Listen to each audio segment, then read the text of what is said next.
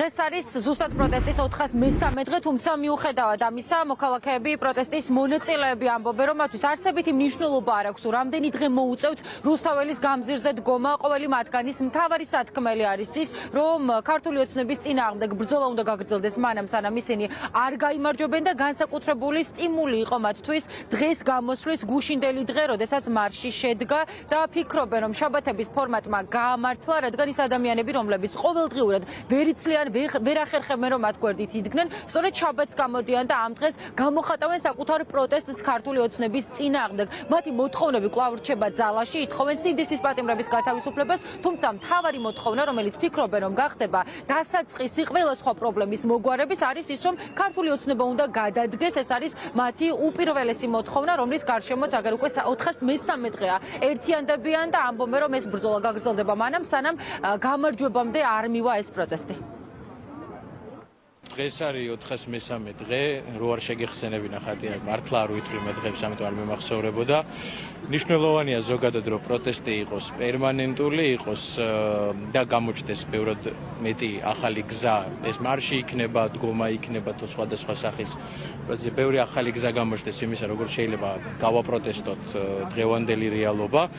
და რაც მნიშვნელოვანია ყველაზე მეტად, მე მინდა, რომ პოლიტპატიმრებმა იცოდნენ, რომ ჩვენ მანამდე ვიბრძოლებთ, სანამ თითოეული მათგანი არ გათავისუფლდება და მეც გავაგზავნებთ ბრძოლას, იმიტომ რომ მათ ციხიდან გამოსვლის შემდეგ იცხოვრონ თავისუფალ საქართველოში და ჩვენ იმისთვისაც მზადა ვართ, რომ მათ გვერდზე აღმოჩნდეთ ნებისმიერ მომენტში.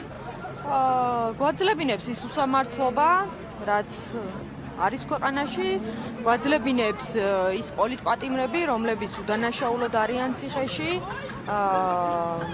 მე პირადად ყოველ დღე მოვდივარ და ვცდილობ, რომ ჩემი მაქსიმუმი გავაკეთო იმისთვის, რომ ქვეყანა დაუბრუნდეს თავის ევროპულ გზას, პოლიტპატიმრები გათავისუფლდნენ.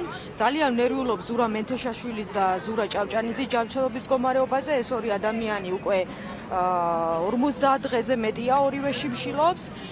ეს ადამიანები მოითხოვენ ადეკვატურ სამართალს, ადეკვატურ გამოძიებას და მჯერა, რომ ჩვენი ბრძოლა გამოიღებს შედეგს და სანამ ერთი ადამიანი მაინც დგას რუსთაველის გამზირზე, მჯერა, რომ დიქტატურა ვერ იარსებებს და ჩვენ აუცილებლად მივაღწევთ შედეგს.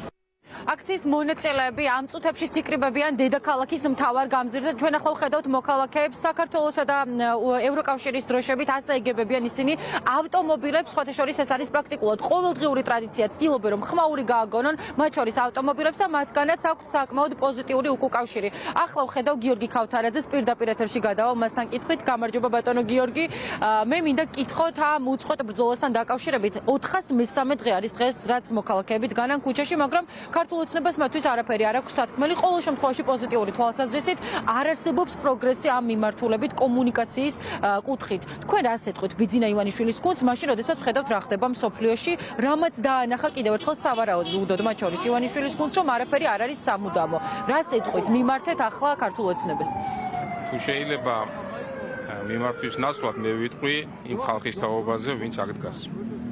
აქ დგას საზოგადოების საუკეთესო ნაწილი.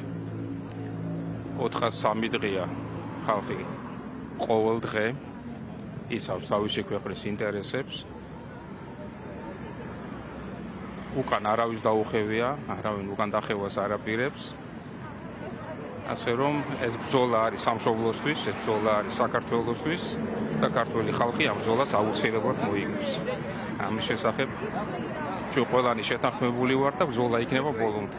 ძალიან დიდი მადლობა. ასეთი არის მოცემულობა დედაქალაქის მთავარ გამზირზე, როგორც გითხარით. მოქალაქეები ამ წუთებში იკრიბებიან. ეს არ არის სრული სურათი, რომელიც არის ხოლმე ყოველდღიურად რუსთაველის გამზირზე. პრაქტიკულად გადაიწია აქციების დრომ და 9 საათიდან მოდიან ხოლმე მოქალაქეები რუსთაველზე.